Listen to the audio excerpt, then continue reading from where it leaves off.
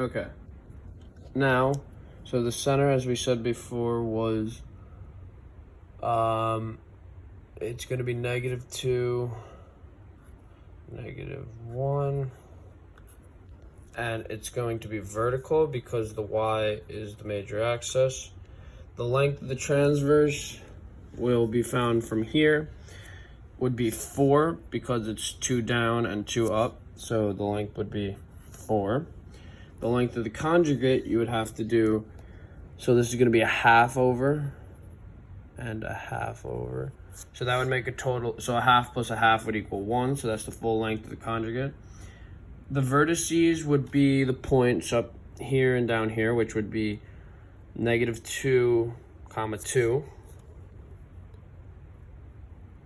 Sorry, no. The length of, the vertices would be -2, 1, and this would be -2, -3. So those would be your vertices. The endpoints of the conjugate would be, so it would be right here, which is -2.5, -1. And the next point would be over here, which would be -1.5 and -1. So you write a little union, -1.5 and -1. Now, for the focus points, you're gonna have to take the A and the B, which is right there. So then you do A squared plus B squared equals C squared. So that would be 4 plus 1/4 equals C squared. You change that to an improper fraction, which would be 17 over 4 would equal C squared. Square root that, which would be 17 over 4 equals C. Then you split it apart, so it'd be 17 and then the square root of 4, so it'd just be the square root of 17 over 2. So then once you get that, the focus points are going to be, so the focus points go off the vertical because that's where the major axis is, so it's going to be -2, -2,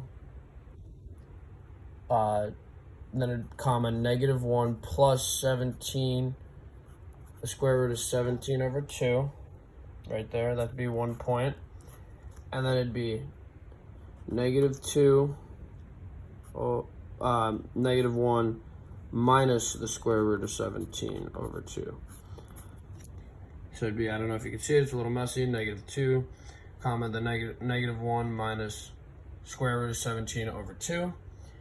And the last part, which I'll write on the back because I'm running out of room, would be the equation. So you're going to do y minus y1 equals mx minus x1. So it'd be y plus 1, because it's the center of the circle is -1, but a negative times a negative plus a negative would change it to a positive. So it would be equals, so to get the slope, we go back to the graph. I didn't draw the boxes yet.